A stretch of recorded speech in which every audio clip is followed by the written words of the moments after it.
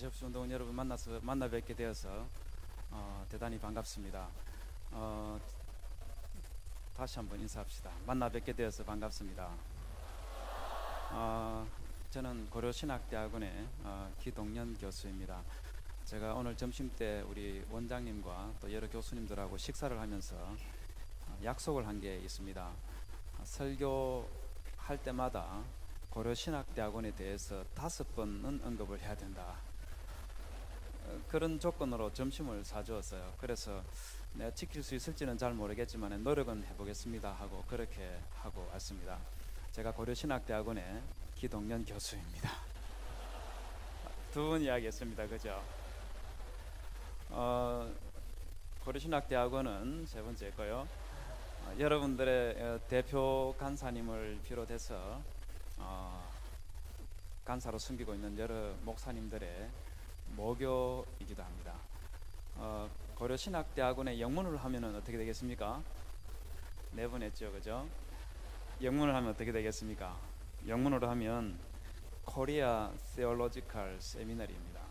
고려라는 그 한글을 영어로 하면 코리아입니다. 한국의 신학대학원이라는 그런 뜻이죠. 다르게 말하면 고려신학대학원은 한국에 중심되는 그런 그 신학교이다 하는 그런 취지와 포부를 가지고 세워진 학교가 고려신학대학원입니다. 고려신학대학원 지금 제가 굉장히 많이 했어요, 그죠? 이 정도면 3일 동안 할 거 제가 다 해가는 것 같은데 굉장히 그 장점이 많은 학교입니다. 우선 내일 또 자랑하도록 하고요.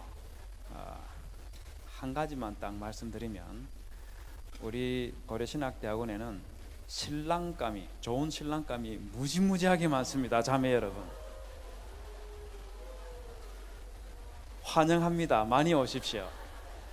그냥 바람 쐬러 와도 좋고 공부하러 오면 더 좋고 뭐 사모가 되어서 오시면 그건 더 환영할 일이고 어쨌든 아주 멋진 신랑감들이 많이 있는 학교가 고려신학대학원이니까 여러분 자주 오시고 또 여기 백석대학에서 굉장히 가깝습니다. 한 15분 정도면 갈 수 있는 곳에 고려신학대학원이 있습니다. 여러분 많이 기대해 주시고 또 많이 찾아와 주시고 또 소명감을 가지고 고려신학대학원에 입학하기 위해서 노크도 많이 해 주시기를 부탁을 드리겠습니다. 여러분 혹시 등산을 좋아하십니까? 저는 등산을 아주 좋아하는 편입니다. 여자 우리 운동원 여러분들께서는 등산하는 것 별로 안 좋아할지 모르겠는데 남자분들 가운데서는 등산하는 걸 취미 활동으로 하는 분들이 들어 있으리라고 생각이 돼요. 등산하는 이유와 목적이 뭡니까? 왜 등산을 하지요? 물론 여러 가지 이유와 목적이 있긴 하지만은요 빼놓을 수 없는 목적 중에 하나가 셀카 찍기 위해서죠.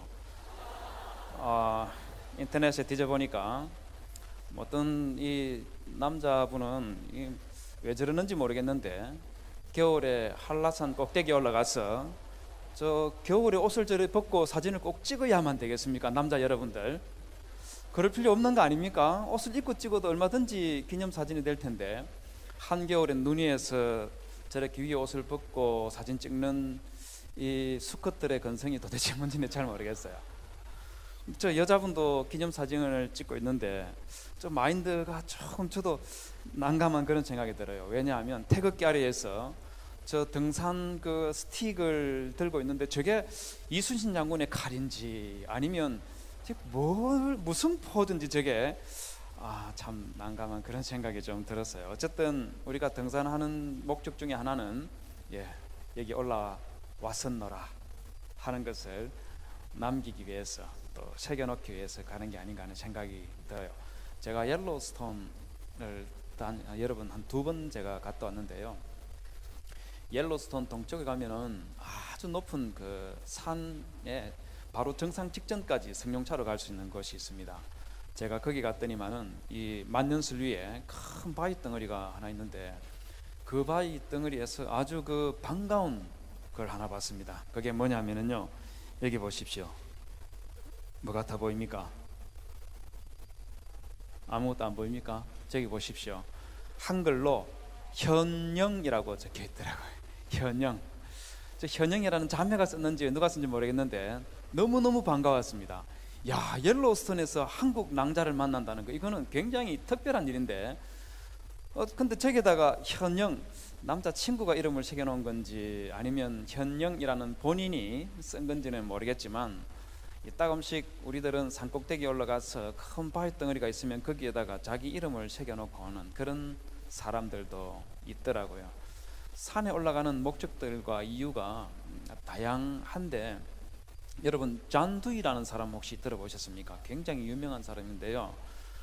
미국 타임지의 표지 모델로도 나왔었고, 또 미국 그 30센트짜리 우표, 굉장히 오래된 우표입니다. 여기에 역시 표지 모델로도 나온 그런 유명한 사람입니다. 여러분 혹시 그 미국 가서 어학연수나 또는 그 유학하고 싶은 분들 있다감치겠죠, 그죠? 왜 그런 마음이 듭니까? 미국 가서 유학하려고 하는 사람들은 미국 교육 체계가 좋고 거기서 공부하면은 뭔가 좀 뭐라 그럴까요? 취업이라든지 또 인생의 아주 중요한 그 목적을 이루는데 도움이 된다고 생각하기 때문에, 그래서 미국 유학을 많이 택하지 않습니까? 그런데 그 미국의 교육 시스템을 체계적으로 만들어 놓은 사람이 바로 잔 두이라는 사람입니다. 이 사람이 교육 철학가인데, 한 번은 이분이 연세가 80이 넘었을 때에, 그때 청년 한 명이 잔 두이에게 찾아와서 어떻게 하면 당신처럼 위대한 삶을 살 수 있습니까? 하고 질문을 했습니다. 그러자 잔 두이가 산을 오르게, 그렇게 대답을 했어요. 청년이 말도 안 되지 않습니까? 어떻게 하면 당신처럼 위대한 삶을 살 수 있는가 하고 물었는데, 답이 산을 오르라 이렇게 말하니까 청년이 산에 올라 무엇을 합니까? 그러자 잔두이가 다시 올라갈 다른 산을 보기 위해서라네, 그렇게 대답했습니다. 이게 뭔 말인지 몰라가지고 어두컴이 멍하게 쳐다보고 있는 그 청년에게 잔두이가 뭐라 했냐면, 그러다가 더 이상 산을 오를 흥미가 없어지면 자네는 죽을 날이 가까이 온 거야, 이렇게 대답을 해줬습니다. 여러분 여기서 말하는 산은 무슨 산이겠습니까?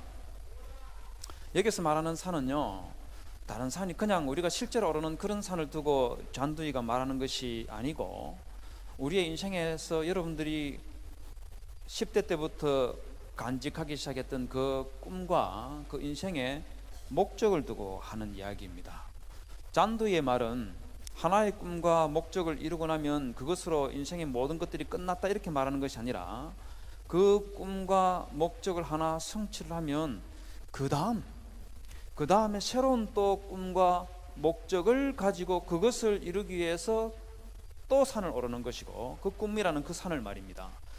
그걸 오르고 나면 또 다른 꿈과 목표를 가지고 살아가는 것, 그게 사람의 삶이라는 거예요. 그러면서 하는 말이, 나이가 많다고 해서 노인이고 늙고 죽을 때가 가까운 것이 아니고, 아무리 젊었다 하더라도 그 사람의 삶 속에 꿈과 그리고 비전과 목적이 없으면 그 사람은 어떤 사람이라는 말이겠습니까? 그 사람은 바로 노인이고, 그 사람은 바로 죽을 날이 가까운 그런 사람이라는 말입니다.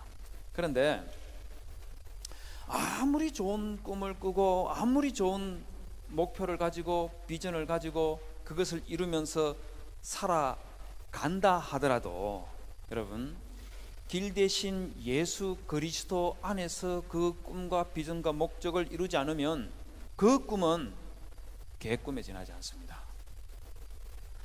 그걸 잘 보여주는 것이 오늘 읽은 성경 말씀에 등장하는 단 지파에게 일어났던 일들을 통해서 우리가 배울 수가 있어요.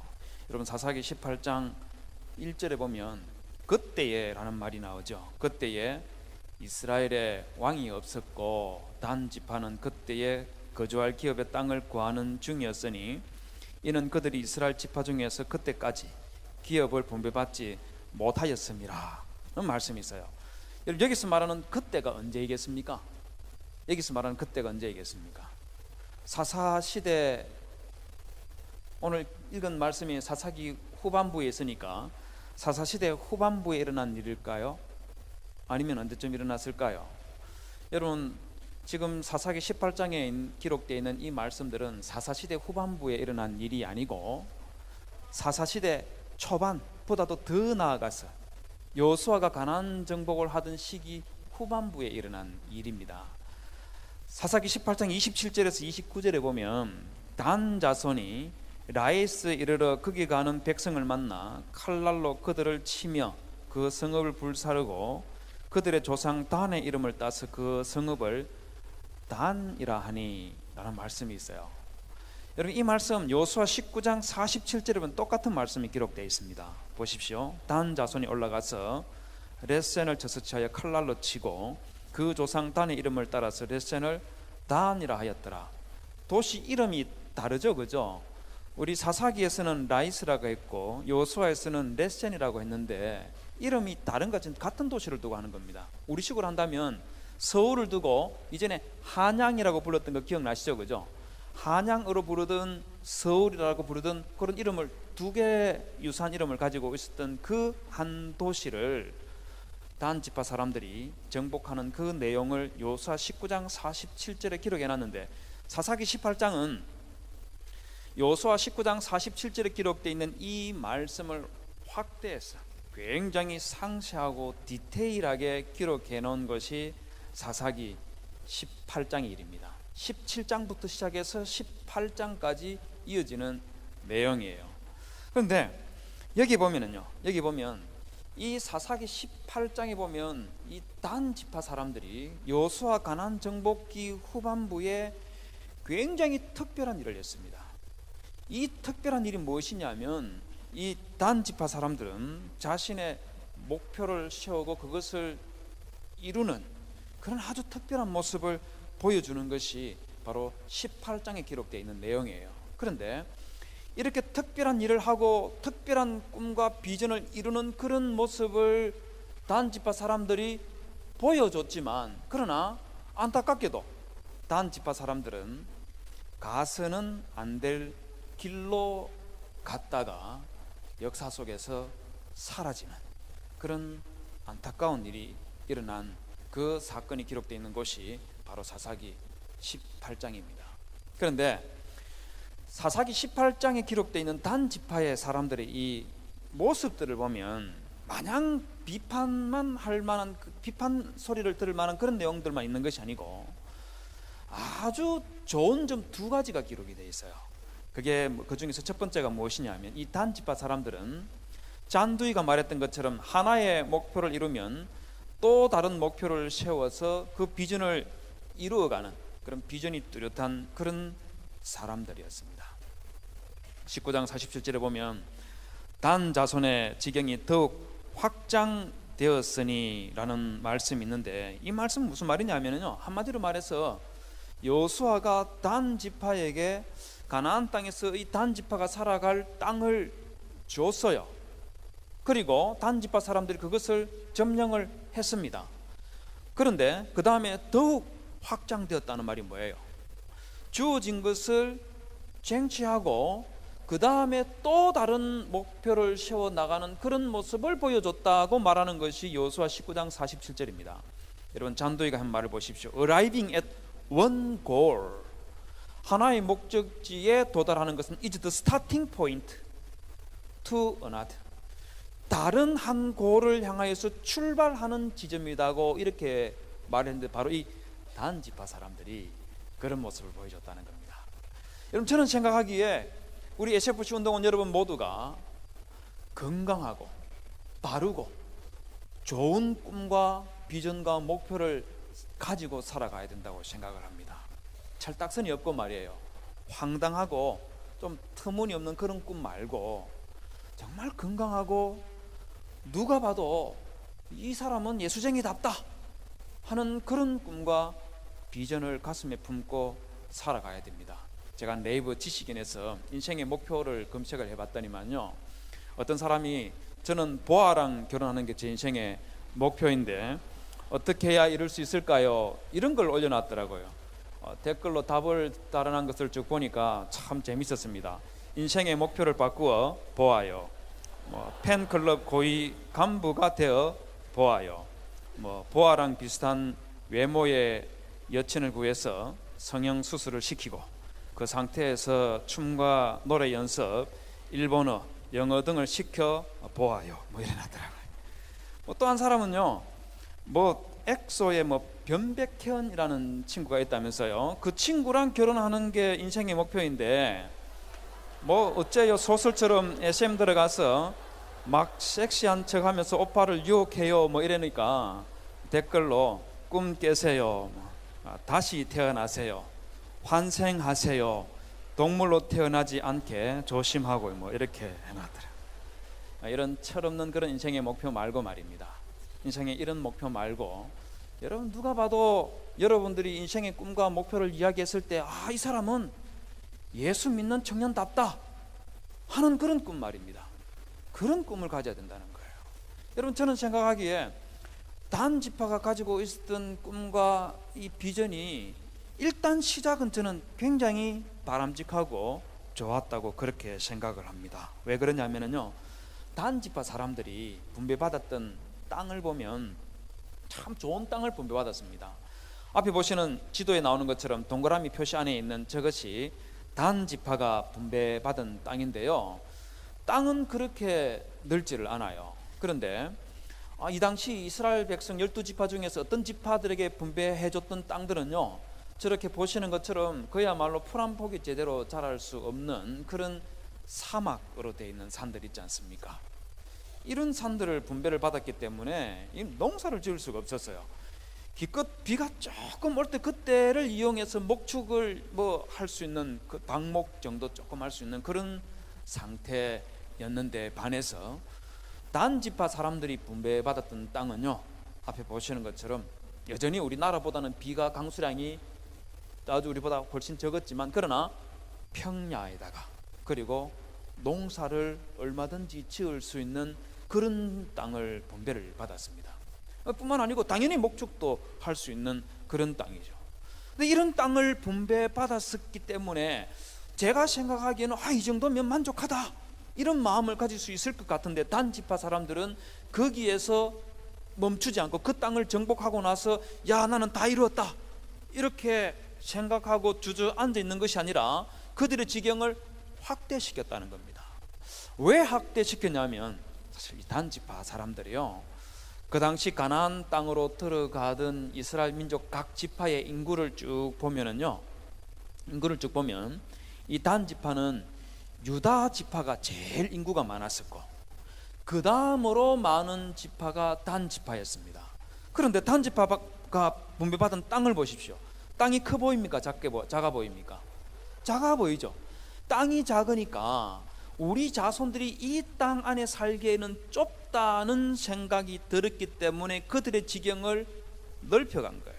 그런데 이 사람들이 자기들의 지경을 넓혀가는 방법이 뭐냐? 우리는 일반적으로 나의 영역을 확장시킨다고 생각하면 내가 서 있는 이 자리를 중심으로 해서 넓혀가는 것이 일반적이지 않습니까? 그렇기 때문에 단지파 사람들이 지경을 넓혀가려면 바로 여기 주변에 있는 뭐 에브라임 지파 사람이라든지 밑에 있는 유다 지파 이런 쪽으로 영토를 넓혀가야 될 것 같은데, 단지파 사람들은 그렇게 하지 아니하고 자기 형제 지파들이 살고 있는 땅에서 훌쩍 벗어나가지고 저 이스라엘 12지파의 지경 끄트머리 그 너머에 있는 땅을 목적지로 선택해서 여기를 찾아가서 정복을 하더라는 겁니다.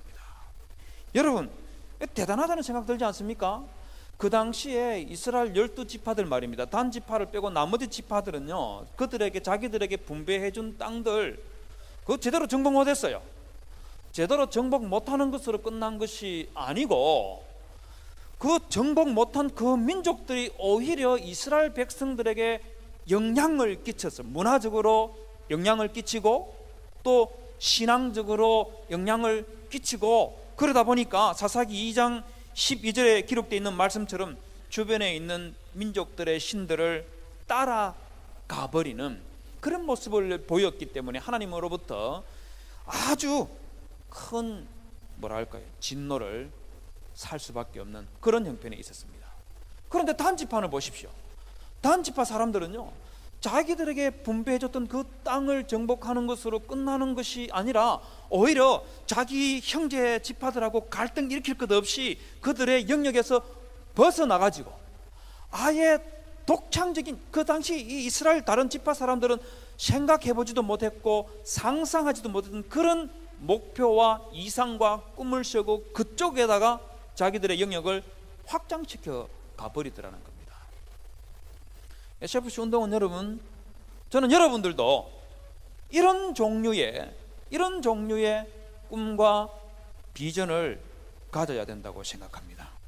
남들이 생각하는 그런 것 다 말고, 남들이 다 여러분들하고 똑같은 또래의 소래 친구들이 가지고 있는 그런 꿈 말고, 그 사람들이 상상하지도 못했고 생각지도 못했던 그런 창조적인 그런 목표와 이상과 꿈을 찾아가는 그런 모습을 가진 사람들이 이 자리에 많이 나와야 됩니다. 우리 한국교회가 처음 시작할 때에, 그때에는 그런 일들이 많이 있었습니다.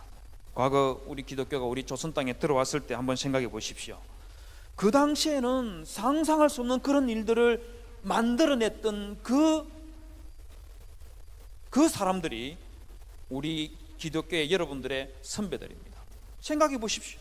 그 당시에 모든 사람들이 한의원을 찾고 있을 때에 우리 기독교는 이 땅에, 이 대한민국에 서양식 병원을 세웠고, 모든 사람들이 서당으로 드나들고 있을 때에 현대식 학교를 세운 사람들이 여러분들의 신앙의 선배들입니다. 여러분, 그 당시에 양반과 상놈의 이 신분의 차별이 얼마나 심했습니까? 얼마나 심했어요. 그런데 그 양반 상놈의 신분, 이것 없어지면은 당장 죽을 것 같이 그렇게 생각하던 그 시대에 양반과 상놈의 이 신분을 철폐해 버렸었고, 여러분 지금 우리 여성 SFC 운동원들에게 얼마나 많이 앉아 있습니까?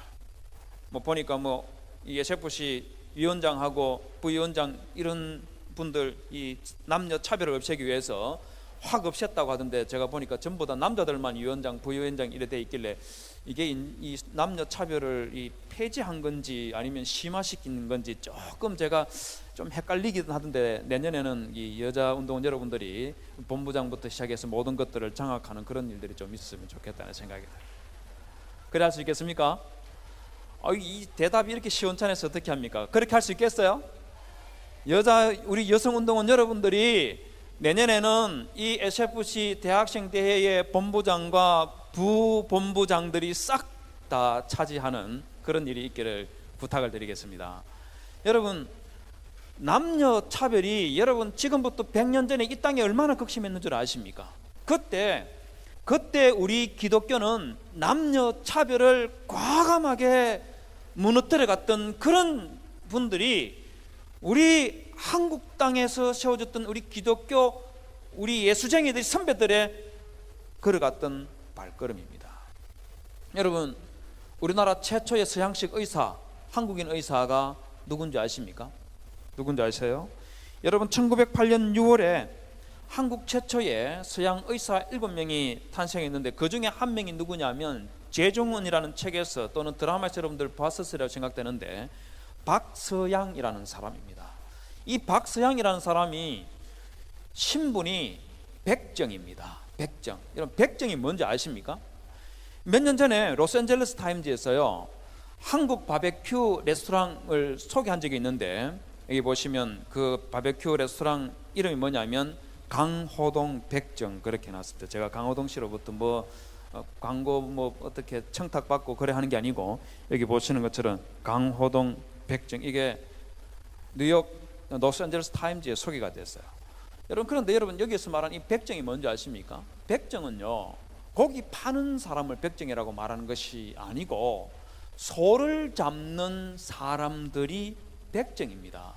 여러분, 1920년대까지만 해도 우리나라에 백정 신분에 있었던 사람이 무려 40만 명이나 됐는데, 여러분, 이 백정은 말 그대로 우리 조선 사회에서 신분이 가장 낮은 사람이 백정이라고 생각하시면 틀림이 없습니다. 제가 초등학교 다닐 때만 해도요, 백정으로 불리는 사람들이 있었습니다. 저희 동네에도 있었어요. 그런데 학교 가면은 같은 급으로 학교에서 만나는데 저희 부모님들이 제가 백정 신분인 친구를 만나서 교제하면은 못 만나게 했습니다. 제가 어릴 때까지만 해도 그랬어요. 제가 어릴 때까지만 해도.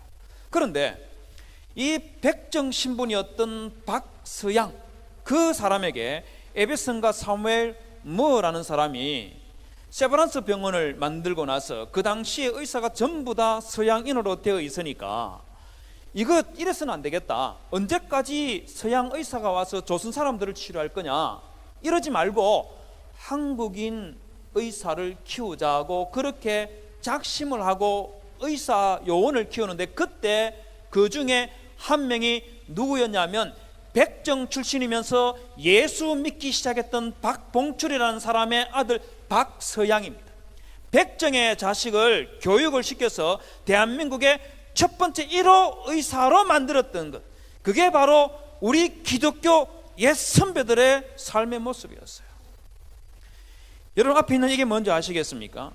이게 뭐냐면요, 여기서 불과 20분 정도 떨어져 있는 독립기념관에 가면 유관순 열사의 기도문이라는 게 있습니다. 독립기념관 안에 들어가면은요, 유관순 열사의 기도문이라는 비석이 있어요. 여러분 유관순 열사 아시다시피 여기에서 30분 정도 떨어져 있는 병천이라는 거, 그 옛 이름이 아우네입니다. 그 병천의 시골 이 조그만 아이로 커갔던 이 소녀 말이에요. 그야말로 코 흘리고 온 손이 그냥 겨울만 되면 터가지고 엉망이 되는 그 어린 소녀에게, 소녀가 예수 믿게 되고, 그 예수 믿은 그 사람에게 앨리스 사프라는 여자 선교사가 이화학당에 가게 만들어 가지고 그 유관순 열사가 우리 대한민국에 정말 큰 선물을 주고 가는 그런 엄청난 일을 했었죠. 여러분 이 유관순 열사가 했던 그 기도문 내용 한 번도 안 봤죠. 내용이 이렇습니다. 오 하나님이시여, 이제 시간이 임박하였습니다. 원수외를 물리쳐 주시고 이 땅에 자유와 독립을 주소서. 내일 거사할 각 대표들에게 더욱 용기와 힘을 주시고 이로 말미암아 이 민족의 행복한 땅이 되게 하소서. 주여 같이 하시고 이 소녀에게 용기와 힘을 주옵소서. 대한독립 만세, 대한독립 만세. 여러분, 여러분들의 선배들은 예수를 믿었기 때문에 그 당시 사람들이, 그 당시 소녀들이, 그 당시 소년들이 꿈도 꿀 수 없었던 그런 꿈과 비전과 이상을 가지고 그걸 이루기 위해서 살아갔던 사람들이 여러분들의 선배들이에요. 여러분들은 어떤 사람이 되어야 되겠습니까? 우리의 선배들만 그러한 시대, 그러한 꿈과 그러한 비전을 가지고 있다가 이 땅에서 사라져가는 그런 식으로 끝나는 것이 그게 교회가 아니에요. 그들의 후배인 여러분들도 동일하게 이 시대의 청년들이 꿈꾸지 못하는 그런 꿈과 그런 비전과 그런 이상을 가슴에 품고 하나님 앞에 메어 달리는 그런 삶을 살아야 되는 것이, 그게 SFC 청년 여러분들에 대한 하나님의 기대이다 하는 것을 기억하시기를 주님의 이름으로 부탁을 드립니다.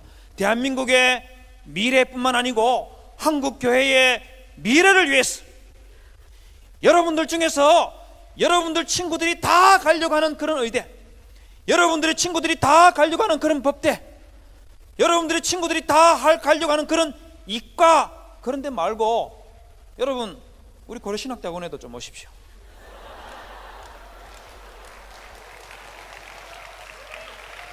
여러분들 중에서 목사가 나와야 되고, 여러분들 중에서 사모가 나와야 되고, 여러분들 중에서 교회의 여성 지도자들이 나와야 되는 거예요. 그래서 여러분들을 통해서 대한민국 교회의 미래도 여러분들의 손에 달려있다는 것을 기억하시고 그런 꿈과 비전과 이상을 가지시는 그런 청년들이 되시기를 주님의 이름으로 부탁을 드립니다. 여러분, 이 또 단지파 사람들은요, 계획성이 아주 뛰어난 그런 사람들이었습니다. 사사기 18장 2절에 보면 단 자손이 소라와 에스다올에서부터 자기 온 가족 중 용맹 있는 5사람을 보내어 땅을 탐지하고 살피게 하며 그들에게 이르되 너희는 가서 땅을 살펴보라, 그런 말을 하고 있습니다. 여러분, 여기서 말하고 있는 5 사람을 보내면서 땅을 탐지하고 살피게 하며라는 이 말의 의미가 뭐겠어요? 이 말의 의미가 무엇이냐면 한마디로 말해서 정탐꾼, 스파이를 보내는 겁니다. 그런데 탐지하고 살펴봐라 하는 말은 그냥 가서 빙 한번 둘러보고 오라 이런 말이 아니고, 여러분 사사기 18장에 있는 이 말씀이 기록되어 있는 여호수아에 있는 그 말씀 바로 직전에 나오는 여호수아 18장에 있는 말씀을 우리가 쭉 보면은요, 그때 여호수아가 각 지파별로 정탐꾼을 보내는데 그냥 가서 땅을 들여다보고 구경하고 오라 이렇게 말하지 아니하고 그 땅으로 두루 다니며 성읍들을 따라서 7부분으로 책에 그려서 실로 진영에 돌아오라고 그렇게 시켰고, 19장 8절에서는 그렇게 돌아와서 여호수아에게 리포트하는 그런 내용이 기록되어 있습니다. 한마디로 말하면 정탐꾼과 스파이를 보내는 이유와 목적이 뭐냐면요, 이 정탐꾼들을 보내어서 그들이 공격할 그 목표 있지 않습니까? 그 목표에 해당되는 넷센이라는 그 지역을 어떤 방향으로 찾아가고 어떤 곳으로 공격을 하면은 효과적으로 그 지역을 정복할 수 있는지 그걸 보여줄 수 있는 지도를 그려오라는 겁니다. 여러분, 다르게 말하면 우리에게 그대로 적용을 하면 인생에 꿈만 가지고 있을 게 아니고 그 꿈과 목표를 이루기 위한 구체적인 계획, 인생의 지도를 그려라 그 말입니다. 여러분, 사람이 여러분들도 마찬가지고요, 나이가 들어가면서 제일 후회하는 게 무엇일 것 같아요? 뭘 제일 후회할 것 같습니까? 몇 년 전에 MBC에서요, 내 인생에서 후회되는 일이 뭐냐 1200명을 대상으로 조사를 한 적이 있습니다. 10대, 20대, 30대, 40대, 50대, 60대, 70대까지 1등이 뭡니까? 공부 좀 할 걸. 10대 때만 이거 후회하는 것이 아니고 20대에도 후회하고 30대, 40대, 50대, 60대는 후회 안 할 것 같아도 여기 보십시오. 배우고 싶었는데 돼 있죠. 70대도 보십시오. 3번째에 배우고 싶었는데 이걸 후회하더라는 겁니다. 공부 좀 더 할 걸. 이 말은 무슨 말인지 아시겠어요? 10세 때 인생에 대한 아무 계획 없이 그냥 놀기만 하고 헛송세월했던 그걸 후회한다는 겁니다. 그때 내가 인생의 계획을 좀 제대로 세우고 내 삶의 지도를 좀 그려가지고 뭔가를 했었더라면 하는 그런 후회를 저 70대가 될 때까지 후회를 한다는 겁니다. 남자들이에요. 물론 남자들은 이것만 후회하는 것이 아니고 다른 것도 후회 많이 합니다. 20대에 보니까 뭐 3번째 그 여자 잡을 걸, 예, 굉장히 후회하고요. 30대에도 역시 그 여자 잡을 걸 이렇게 나와요. 40대에도 그 여자 도대체 이 여자는 어떤 여자이길래 계속 이 여자를 자꾸 잡으려고 하는데 잘 모르겠어요. 왜 여자를 자꾸 잡으려고 할까요? 그 다음에 50대 가니까 이 사람이 아내에게 못된 짓 한 거 이걸 또 후회를 하더라고요. 참 납득하기 힘들어요. 60대도 역시 아내에게 못할 짓 한 거, 그 다음에 70대에는 아내 눈에 눈물 나게 한 거, 이런 걸 남자들이 많이 후회를 한답니다. 남자 여러분, 이러면 안 되겠죠, 그죠? 여자들은 뭘 후회할 것 같아요? 여자들은 뭘 후회할 것 같습니까? 여자들은 결혼 잘못한 거. 30대에 후회 제일 많이 하는 거, 이 남자랑 결혼한 거. 40대에 결혼 잘못한 거. 50대의 2번째가 역시 결혼 잘못한 것. 60대에 역시 4번째 이 집안에 시집 온 것. 70대에 5번째 평생 고생만 한 것. 슬프지 않습니까? 남자 여러분, 나중에 결혼하거든 여러분들의 아내들에게 이런 눈물 흘리게 하면 안 됩니다. 여자 운동은 여러분 나중에 결혼하거든 남편 잘못 만났다고 후회하지 마시고 꼭 예수 잘 믿는 우리 고려신학대학원 다니는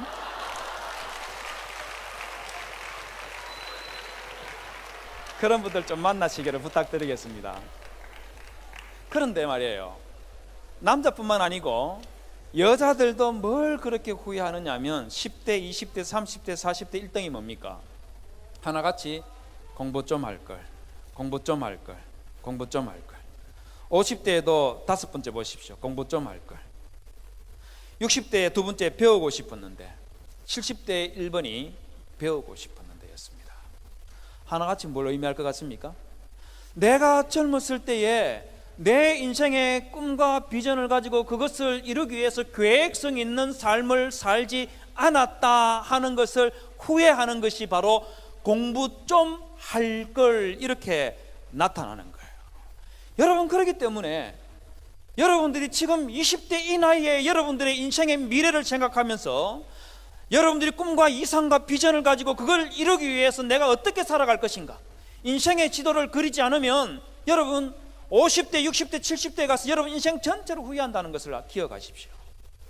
그렇기 때문에 제발 좀 무의미하게 아무 계획 없이 그냥 게으름 피우면서 그렇게 세월만, 시간만 버리는 그런 삶을 살지 마시고 여러분들 삶의 지도를 그리십시오.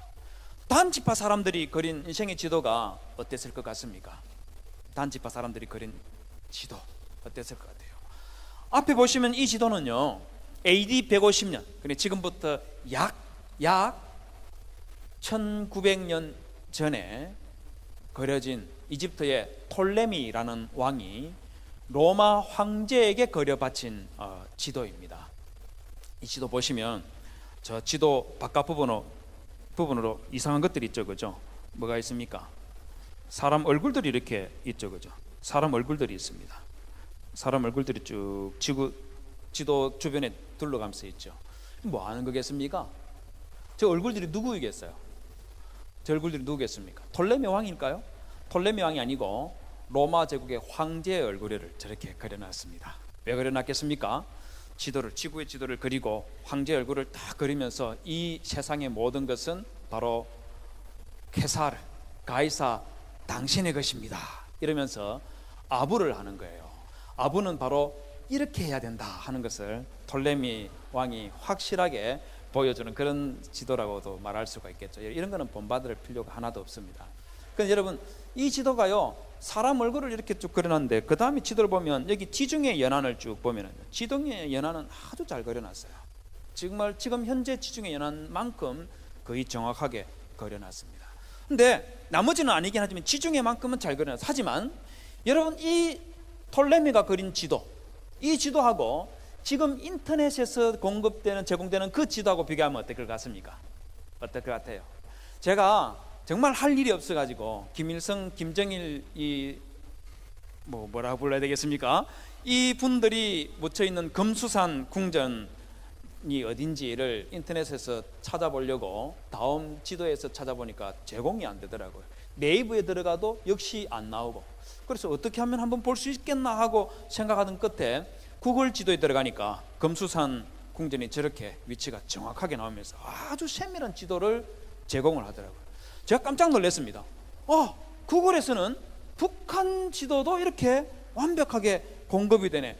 궁금해가지고 다른 지역도 막 찾아보니까 이 지구상의 모든 곳들을 저렇게 정밀한 지도를 구글에서 공급을 하더라고요. 제가 저거 보면서 이 정도인 것 같으면 정말 미국이란 나라가 무서운 나라구나 하는 그런 생각이 들면서요, 이 정도 정확한 지도가 있으니까 그냥 좌표 하나 딱 찍어 미사일 하나 딱 쏘면 어떻게 되겠습니까? 지금 여기다가 하나 딱 미사일 미국에서 하나 쏘면 어떻게 되겠어요?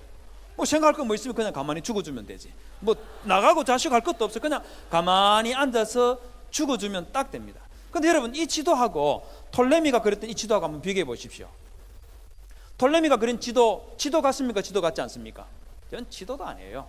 지금 현재 우리가 쓰고 있는 이런 지도하고 비교를 해보면 저건 지도 축에도 들어가지 않습니다. 만약에 여러분, 이 톨레미가 그린 지도를 들고 세계 일주를 하겠다고 덤벼들면 어떻게 되겠습니까? 목적지는 찾아갈 수 있겠어요? 저 지도 들고 세계 곳곳을 찾아다니겠다고 나서는 사람이 있으면 그 사람은 아마 미친 사람이거나 제정신이 아닌 사람일 거예요. 그런데 여러분, 톨레미가 우리가 보기에는 지도 같지 않은 저 지도 가지고 저 지도를 로마 황제에게 바친 그 덕분에 로마 황제가 이집트뿐만 아니고 아시아 진역 곳곳에 있는 나라들을 정복해서 로마 제국이라는 그 엄청난 역사를 쓸 수 있었다는 거 아십니까? 여러분들이 보기에는 어설퍼 보이는 지도이지만 저 지도가 있었기 때문에 2000년 전에 역사가 만들어질 수가 있었습니다. 여러분, 이 톨레미가 그린 이 지도보다도 약 무려 1500년 그 이전에 단 지파 사람들이 그렸던 지도는 어떨 것 같습니까? 어땠을까요? 지금부터 2000년 전의 지도가 저 정도로 조잡스러우면 지금부터 3400년 전에 그린 지도는 어떨 것 같습니까? 단 지파가 그린 지도는 우리 손에 없지만은요, 그 시대에 니플이라는 지역에서 그린 지도, 고 지도가 발견이 됐는데, 저기 한번 보십시오. 뭐 같아 보입니까? 지도 같아 보입니까? 지도 같아 보여요? 지도 같아 보이지 않죠? 그냥 줄 몇 개 꺼놓고 네모 하나 쳐놔놓고 이게 다예요. 그런데 여러분, 우리가 보기에는 우습기 짝이 없고 정말 바보 같은 저 지도를 그려갔었기 때문에 단 지파 사람들은 네센이라는 곳을 공격해서 정복할 수 있다는 거 아시겠습니까? 여러분들의 인생에서도 마찬가지예요. 여러분들이 삶의 지도를 그려갈 때 옆에 있는 친구들이 보면 웃었고, 야, 그게 도대체 뭐야? 너 그 지금 장난치는 거냐? 이런 소리를 들을 수 있는 그런 지도라 할지라도 그 지도를 그리는 사람은 여러분들의 꿈과 이상과 목표를 이루어낼 수가 있고, 그 삶의 지도를 그리지 않는 사람은 아무리 세월이 흘러도 여러분들의 인생의 손에 쥐어 잡는 것은 아무것도 없습니다. 아무것도 없어요. 그렇기 때문에 여러분들의 삶의 지도를 그려야 됩니다. 여러분, 이 인생의 지도를 그리기 위해서 단 지파 사람들이 어떻게 했는지 아십니까? 18장 2절을 다시 한번 보십시오. 단 자손이 소라와 에스다올에서부터 그들의 가족 가운데 용맹스런 5사람을 보내어 땅을 정탐하고 살피게 하며, 이 허접한 지도 하나 그리기 위해서 단 지파 사람들이 자기 가족들 중에서 용맹스런 5사람이라고 했는데, 용맹스런 5사람이라는 말은 무슨 말이냐면 제일 똑똑하고 제일 싸움도 잘하고 제일 건강한 그런 사람 5명을 뽑아서 보내었다는 겁니다. 최선을 다했다는 말이에요. 최선을 다했다. SFC 운동은 여러분들의 삶에서도 역시 저는 마찬가지라고 생각됩니다. 여러분들 가운데서 뛰어나고 좋은 사람들이 대한민국의 미래를 짊어지기 위해서 정말 생각지도 못했던 그런 비전과 꿈과 이상을 가지고 인생의 지도를 그려야 됩니다. SFC의 미래를 위해서 여러분들이 꿈과 이상을 가지고 이 SFC의 미래의 지도를 그려야 돼요. 고신교회의 미래를 위한 그런 지도를 그려야 되고, 한국교회의 미래를 위한 그 지도를 여러분들 가운데서 누군가가 그려야 됩니다. 그걸 그리지 못하면 여러분들 개인의 미래도 없을 뿐만 아니고 SFC의 미래도 미안하지만 없습니다. SFC의 미래만 없는 것이 아니고 고신교회의 미래가 사라지는 것이고, 한국교회의 미래가 역사 속에서 지워질 수도 있다는 것을 기억하시고, SFC 운동원 여러분들의 삶의 미래를 위한 인생의 지도를 그리시고, 함께, 우리가 다 함께 SFC의 미래와 고신교회의 미래를 위한 지도를 그리기 위해서 하나님 앞에 무릎 꿇고 기도하는 그런 사람들이 되기를 주님의 이름으로 부탁을 드립니다. 잠언 16장 9절에 보면 사람이 마음으로 자기의 길을 계획할지라도 그 걸음을 인도하는 자는 여호와시니라 하는 말씀이 있어요. 이 말씀을 가지고요, 사람들이 얼마나 부정적으로 생각하는지 아십니까? 네가 아무리 네 인생의 길을 계획할지라도 하나님께서 허락하지 않는 것처럼 그렇게 해석을 합니다. 왜 그렇게 해석해야 됩니까? 내 인생의 목표를 세우고 그 길을 계획하면 내 하나님께서 인도해 주실 것이다, 이런 믿음을 가지고 계획하면 어디 탈납니까? 뭐가 문제가 생기나요? 여러분, 부정적으로 생각하지 마시고, 여러분 30대, 40대, 50대의 여러분들이 하나님 앞에서 나의 인생은 어떤 모습이 되어 있을지 그것을 생각하며 여러분들의 인생의 지도를, SFC의 지도를, 고신교회의 지도를, 한국교회의 지도를 그려주시기를 주님의 이름으로 부탁을 드리겠습니다. 그 다음에 세 번째, 이 단지파는 목표도 정말 훌륭하게 잡았고, 그리고 계획성도 매우 뛰어난 그런 지파 사람이었지만, 그러나 단 지파는 가지 말아야 할 길로 갔던 지파입니다. 사사기 18장 5절에 보면 우리를 위하여 하나님께 물어보아서 우리의 행하는 길이 형통할는지 우리에게 알게 하라.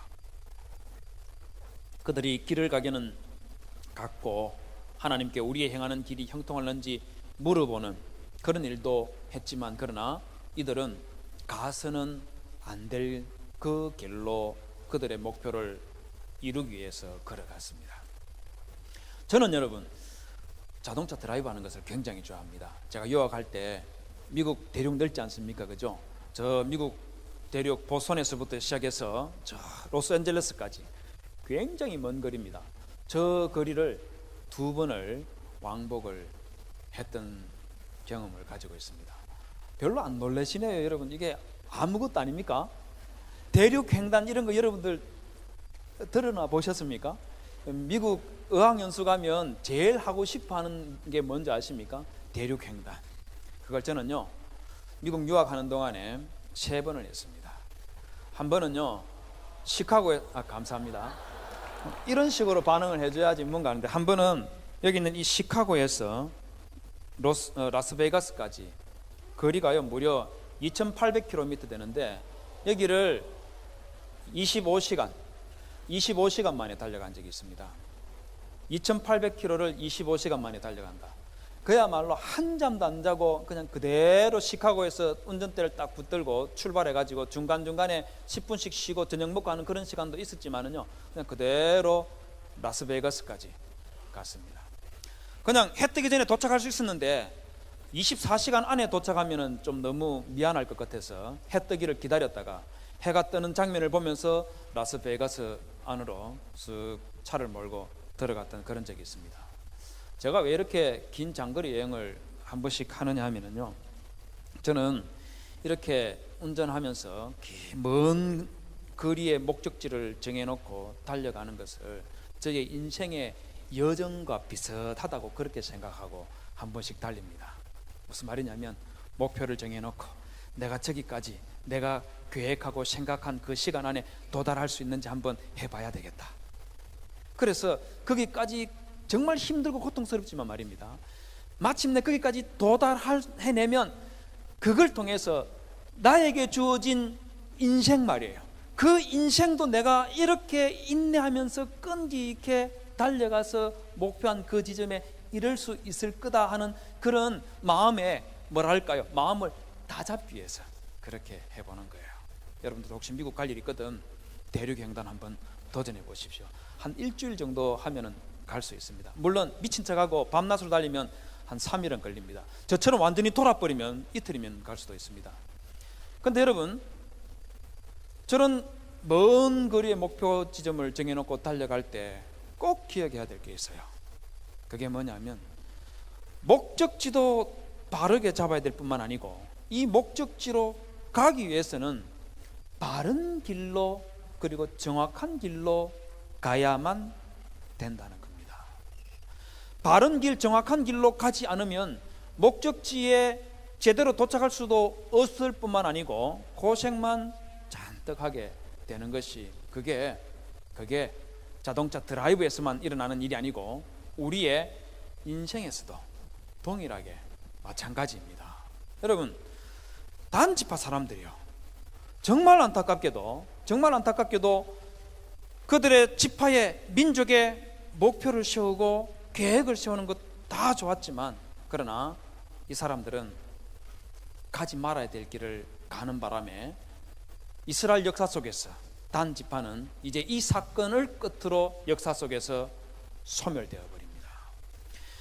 사사기 18장 27절에 보면은요, 단 지파가 레신이라는 곳을 정복했을 때에, 그때 사사기를 기록한 선지자가 이들의 그 목표 지점을 점령한 레신을 정복한 이 일을 두고 뭐라고 기록해놨냐면, 단 자손이 미가의 지은 것과 그 제사장을 취하고 라이스에 이르러 한가하고 평안한 백성을 만나 칼날로 그들을 치며 불로 그 성읍을 사르되라고 그렇게 표현을 해놨습니다. 여러분 보시기에 긍정적인 표현입니까? 아니면 부정적인 표현입니까? 어떨 것 같습니까? 긍정적입니까? 부정적입니까? 이건 부정적이에요. 왜 그러냐면요, 그 지역에 살고 있는 사람을 어떻게 묘사했냐면 한가하고 편안하게 지내는 무고한 사람들을 쳐서 죽여서 그 땅을 빼앗아 버렸다는 겁니다. 왜 이렇게 부정적인 그런 표현을, 그런 평가를 했을까요? 이유가 뭐겠습니까? 이 단지파 사람들이 정복한 그 땅이요, 여러분 상상을 초월할 정도로 좋은 땅입니다. 어떤 곳이냐면 여기 앞에 있는 지도를 보십시오. 앞에 있는 이 사진을 보십시오. 저곳이 바로 단지파 사람들이 정복했던 지역의 지금 현재의 모습입니다. 여러분, 단지파 사람들이 분배받았던 땅하고 그리고 그의 형제 지파들이 분배받은 땅하고 여러분 이들이 지금 새로 정복한 이 땅하고 한번 비교해 보십시오.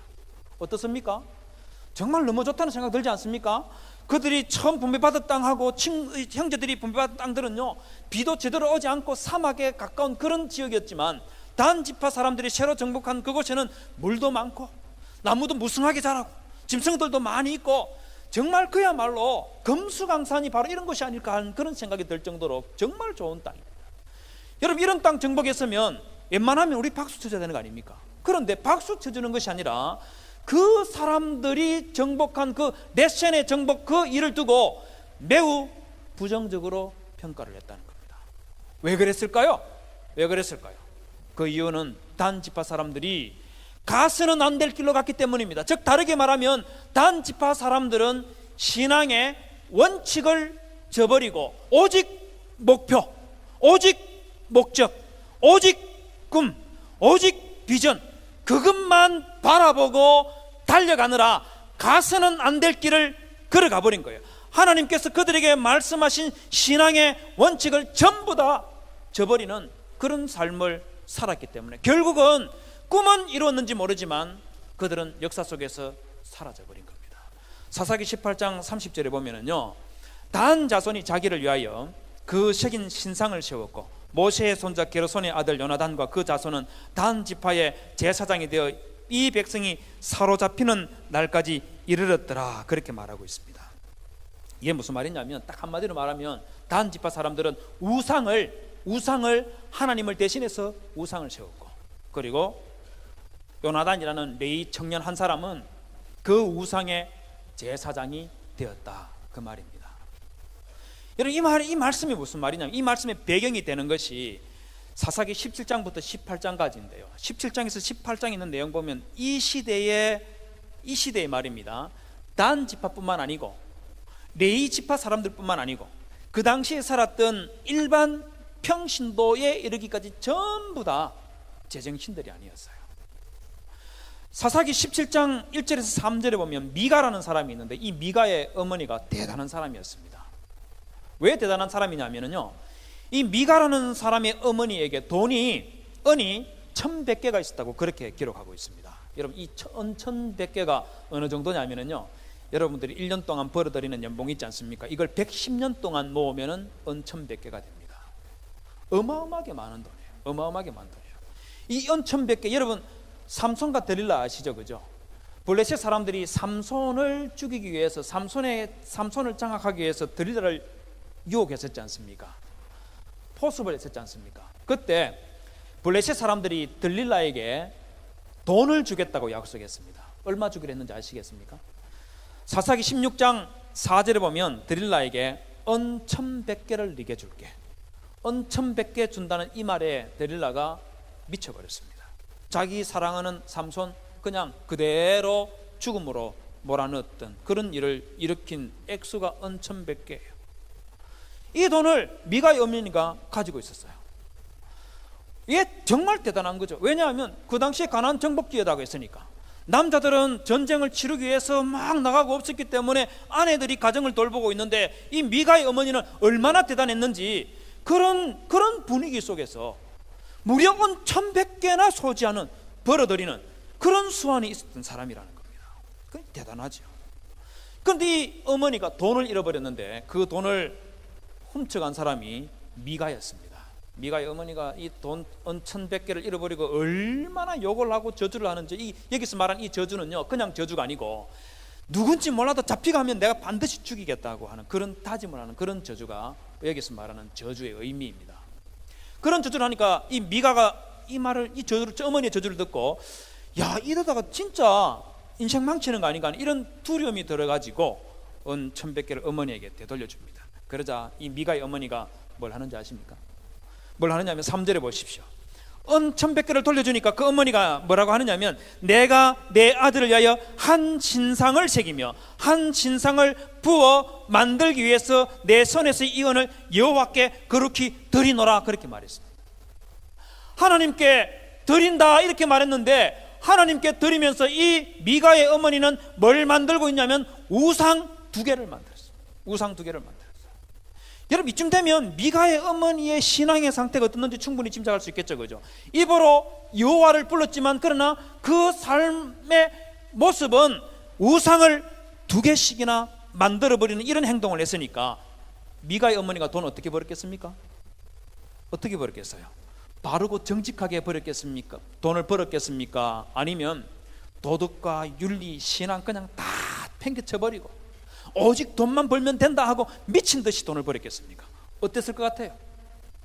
잘은 모르지만 우상을 2개씩이나 만드는 거 보면 신앙 다 버린 거예요. 도덕과 윤리 다 버린 겁니다. 돈만 벌면 된다는 그런 마음에서 살아왔던 것이 미가의 어머니라는 것을 단번에 볼 수가 있어요. 여러분, 이 미가의 어머니의 모습, 여러분, 이 모습이 한국교회 성도들의 모습과 좀 닮았다는 그런 생각 들지 않습니까? 좀 닮았다는 생각 들지 않아요? 여러분, 2012년 1월 31일에 한국 목회자 협의회에서 글로벌 리서치사를 통해서 설문조사를 했는데요, 우리 한국교회 성도들 가운데 15%만 예수 중심으로 사는 사람이고 30%는 종교다운주의, 교회를 다니든 절에 다니든 유교를 믿든 뭐를 하든지 간에 가릴 것 없이 다 구원받을 수 있다, 좋은 일만 하면 구원받을 수 있다, 그렇게 생각하고 있고, 궁합도 보고 풍수지리도 믿고 그러는 사람들이 무려 30%나 된다고 합니다. 이혼을 찬성하는 사람들이요 61%나 돼요. 낙태를 찬성하는 사람이 역시 41.5%나 됩니다. 내 뱃속에 있는 이 생명을 죽이는 것에 대해서 아무런 죄책감도 느끼지 않고 그냥 죽이는 그 일 찬성한다는 사람이 무려 41.5%예요. 예수 믿는 사람들 중에서, 예수 믿는 사람들 중에서 동성애도 괜찮다고 생각하는 사람이 17.5%입니다. 여러분, 동성애 찬성하는 사람들, 저 사람 이 연령대가 몇 대, 어느 정도일 것 같아요? 50대, 60대이겠습니까? 70대이겠어요? 그분들이 동성애에 대해서 무슨 관심이나 있겠어요? 여러분, 저 동성애에 찬성하는 그런 사람들은 제가 장담컨대 20대, 30대, 40대 이하일 겁니다. 그런 사람들이 예스 했기 때문에 전체 퍼센트 중에서 17.5%를 차지했다면 실제로 20대, 30대, 40대에서 동성애 찬성하는 사람들은 17.5%가 아니라 최소한 30에서 40%까지 된다, 그렇게 볼 수 있는 거죠. 이게 대한민국 교회의 모습이에요. 대한민국 교회의 모습이에요. 여러분, 여기에서 끝나는 겁니까? 여기에서 끝나는 거예요? 좋은 대학 가기 위해서, 좋은 직장 차지하기 위해서, 그러기 위해서는 신앙 그냥 내팽개쳐버리는 것이 그게 여러분들의 모습이잖아요. 어느 어른을 우리가 비난할 겁니까?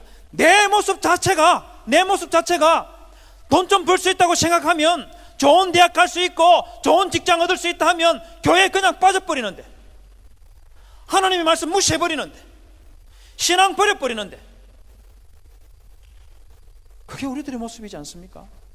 여러분, 그 시대의 평신도들만 이랬던 것이 아니고 성직자들도 똑같았어요.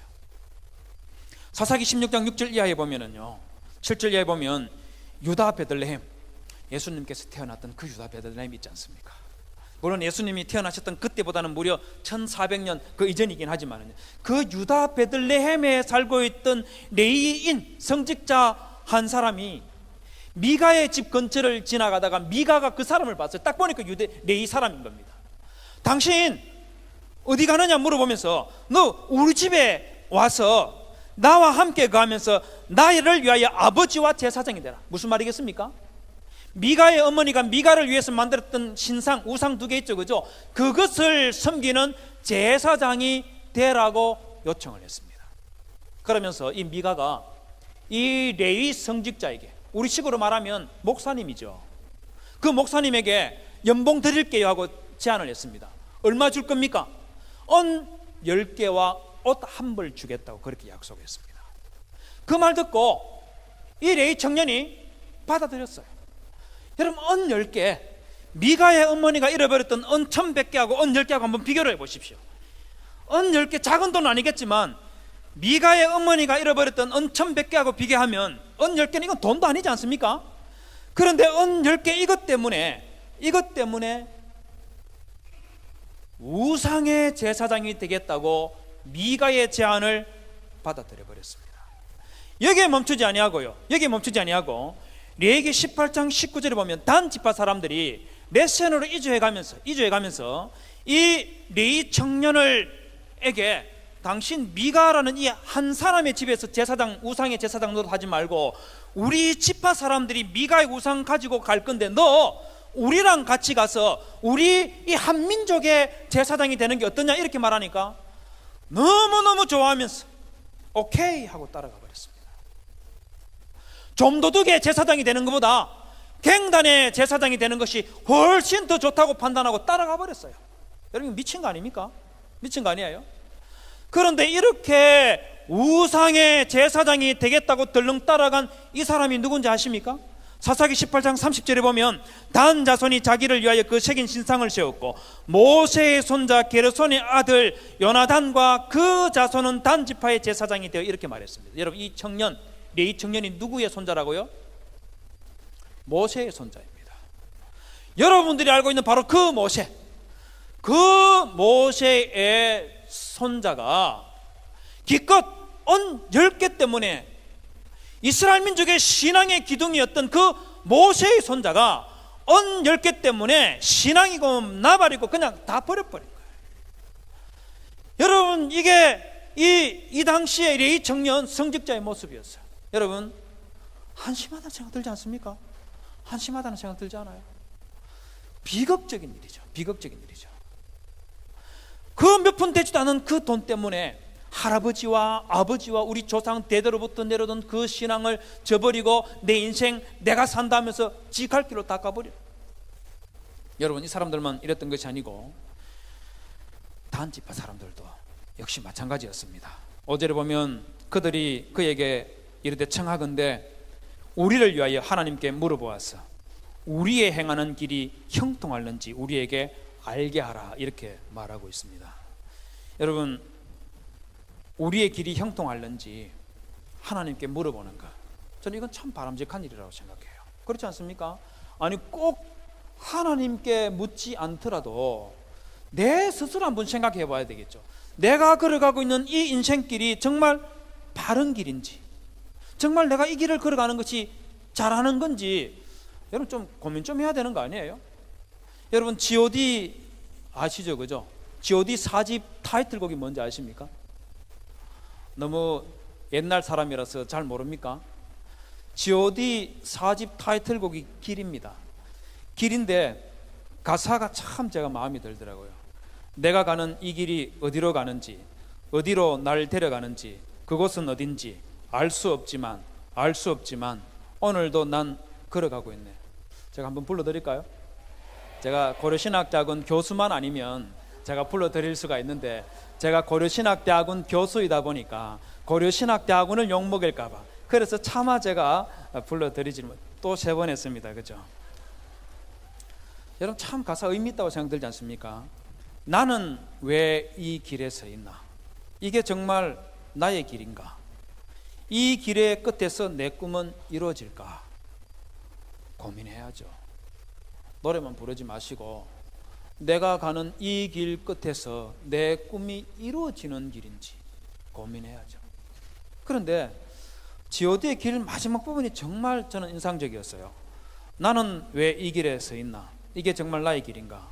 이 길의 끝에서 내 꿈은 이루어질까? 하고 나서 마지막으로 그 꿈을 이루면 난 웃을 수 있을까? 그 꿈을 이뤘는데, 비전을 이뤘는데, 목표를 성취했는데 웃을 수 있을까? 못 웃을 수도 있다는 거예요. 못 웃을 수도 있다는 겁니다. 어떤 경우에 못 웃겠습니까? 어떤 경우에 못 웃을까요? 목표를 이루고 그 목적지에 도달해냈는데 나만 그 자리에 서 있고 나머지 내 가족들은 아무도 없어요. 내 가족들은 아무도 없어요. 그런 무서운 일이 우리 인생길에 일어날 수가 있습니다. 일어날 수가 있습니다. 사사기 18장에 있는 단지파의 경우도 마찬가지입니다. 이 사람들이 우리를 위하여 하나님께 물어봐서 우리의 행하는 길이 형통하는지 우리에게 알게 하라 이렇게 말했고, 그리고 그 레위 제사장이 그들에게 이르되 평안히 가라, 너희가 가는 길은 여호와 앞에 있느니라 이렇게 말해줬지만, 그러나 단지파 사람들은 레센이라는 그곳, 그 길을 간 그 끝에서 그 레센을 소유했지만, 그러나 단지파 사람들은 웃을 수가 없었어요. 웃을 수가 없었어요. 왠지 아십니까? 역사 속에서 사라져 버렸으니까 웃을 수가 없었어요. 왜 웃지 못할 그런 일이 일어났겠습니까? 왜 그랬겠습니까? 이유는 간단합니다. 여러분, 단지파 사람들이 우리를 위하여 하나님께 물어보아서라고 말하고 있는데, 저기서 말하고 있는 저 하나님이 우리가 믿는 그 여호와의 하나님입니까? 아니면 우상입니까? 여러분, 저 하나님이 아니에요. 우리가 믿는 그 하나님이 아니고 우상을 하나님이라고 하면서 그 우상에게 물어보라고 그렇게 말하고 있는 겁니다. 여러분, 이 단지파 사람들이 제사장에게 물어보고 있다고 말하고 있는데, 여러분, 이 제사장이 제사장입니까? 이 제사장은 여호와 하나님을 섬기는 제사장이 아니라 우상에 지나잖아요. 우상을 섬기는 제사장이 지나지 않습니다. 하나님께 물어보라고 그렇게 말하고 있지만, 이 기도는 하나님께 하는 기도가 아니고 우상에게 하는 기도에 지나지 않는다는 겁니다. 이렇게 신앙의 원칙을 저버렸기 때문에 여러분, 단지파 사람들은 목표를 이루고 꿈을 이루고 이상을 이뤘지만, 그러나 여러분, 그들은 역사 속에서 사라져 버릴 수밖에 없었던 것입니다.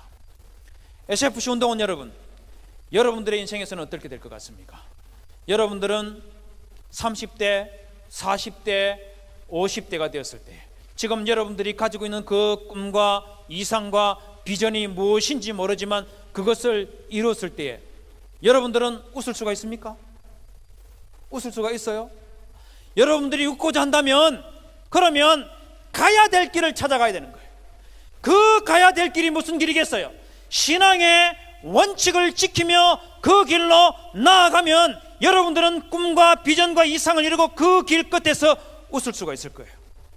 하지만 여러분들이 신앙의 원칙을 저버리면, 그러면 여러분들의 아버지 세대가, 여러분들의 형님 세대가 지금 그들이 한국교회를 쇠퇴의 길로 들어가게 만드는 것처럼 여러분들이 걸어가는 그 길 끝에도 이보다 더 참담한 결과가 생겨날 수 있다는 것을 제발 좀 기억하시기를 좀 부탁 좀 합시다. 지금 이 순간 여러분들이 신앙의 원칙을 지키고 가야 될 그 길로 가지를 못하면 여러분들의 미래도 꿈은 이룰지 모르지만, 그러나 여러분들의 인생은 하나님 앞에서 소멸의 길로 들어간다는 것을 좀 기억하시기를 부탁 좀 드립시다. 여러분, 이 단지파가 그 지역을 가기 이전에 창세기 14장에 보면 단지파보다 무려 700년 전에 단지파 사람들이 갔던 그 길을 걸어간 사람이 있었습니다. 그 사람이 바로 아브라함입니다. 14장 14절에 보면 아브라함이 그 조카의 사로잡혔음을 듣고 집에서 길리고 연습한 자 318인을 거느리고 단까지 쫓아가서 그렇게 말하고 있습니다. 여러분, 그러나 아브라함은 단지파하고 같은 길을 갔지만, 그러나 내용은 완전히 다릅니다. 단지파는 멸망의 길이었지만 아브라함은 승리의 길이었어요. 14장 20절에서 너희 대적을 네 손에 붙이신 지극히 높으신 하나님을 찬송할지로다, 멜기세덱이 아브라함에게 말하는 것처럼 승리의 길이었고 하나님으로부터 칭찬받는, 인정받는 그 길이었습니다. 비결이 뭔지 아십니까? 비결이 뭔지 아시겠어요? 그 비결이 뭐냐면 창세기 14장 21절에서 소돔왕이 아브라함에게 비급하게 말입니다. 지 속으로는 돈을 자기한테 다 주면 좋을 것 같으면서도 마음을 속이면서 아브라함에게 사람은 내게 보내고 물품은 네가 취해라 하면서 간사하게 아브라함에게 말했을 때 아브라함이 소돔왕에게 22절에서 이렇게 말합니다.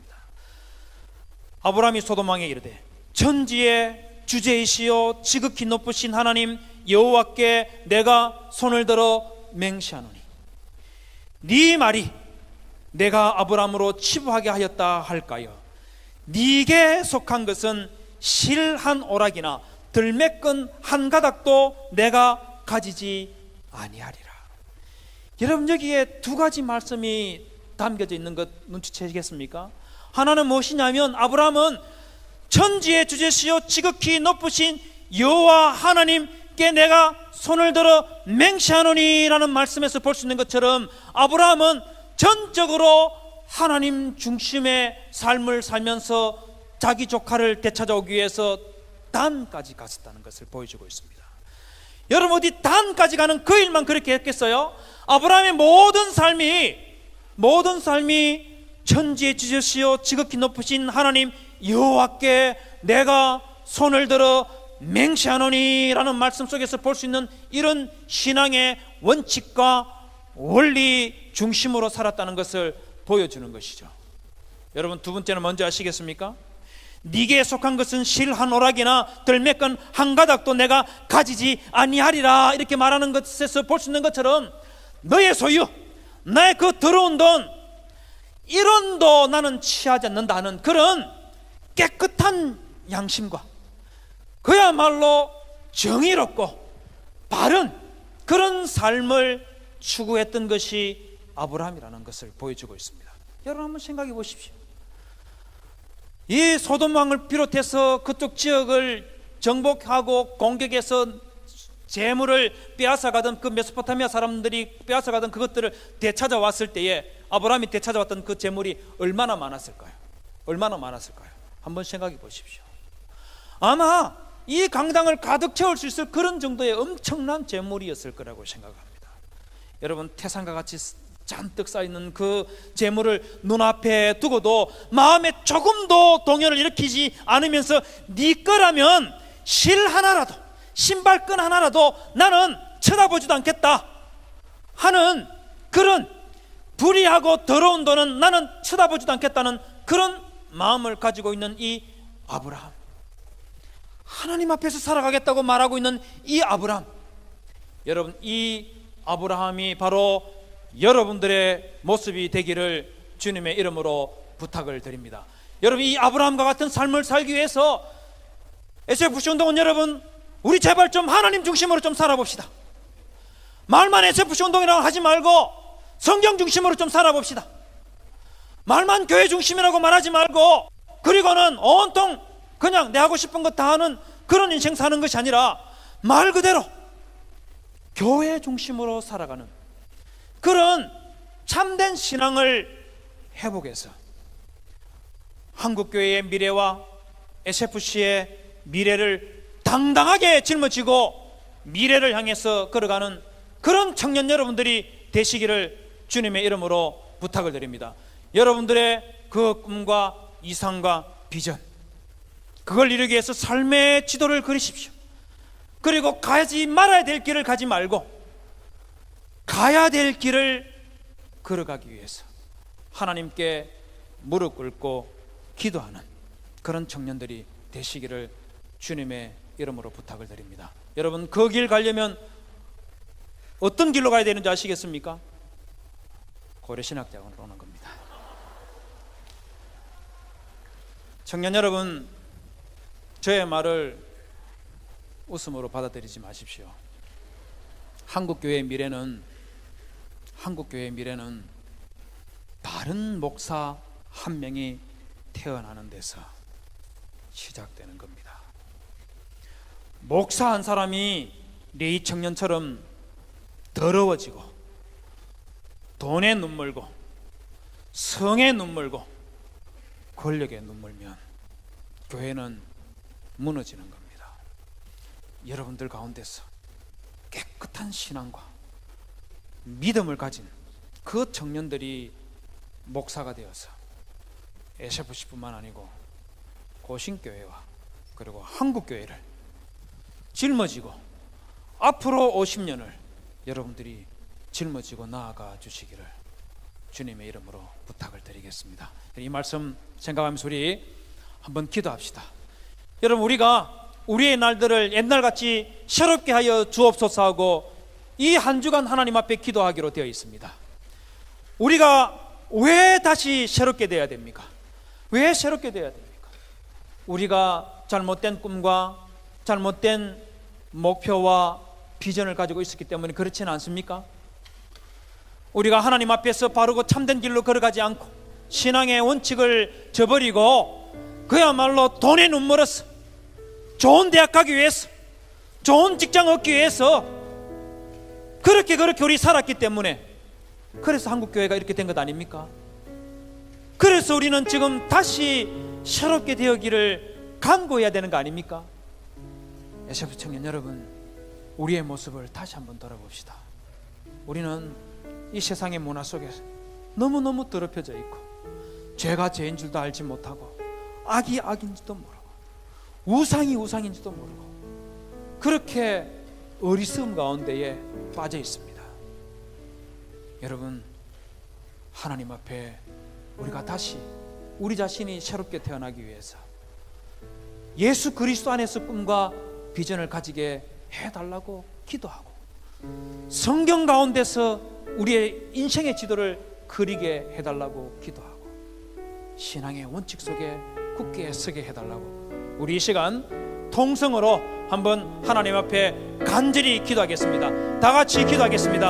하나님 아버지 말씀을 통하여서 저희들에게 일깨워 주신 것을 감사합니다. 하나님 아버지, 우리 시대가 하나님 정말 부정하고 불의하고 타락하고 악한 그런 한 시대를 저희들이 살아가고 있습니다. 하나님 아버지, 우리 한국 사회뿐만 아니고 하나님 우리 한국 교회가 정말 안타까운 상황 가운데 빠져 있는 것을 저희들이 잘 알고 있습니다. 하나님 아버지, 저희들을 불쌍히 여겨 주시옵소서. 하나님 아버지, 우리 한국 교회를 불쌍히 여겨 주시옵소서.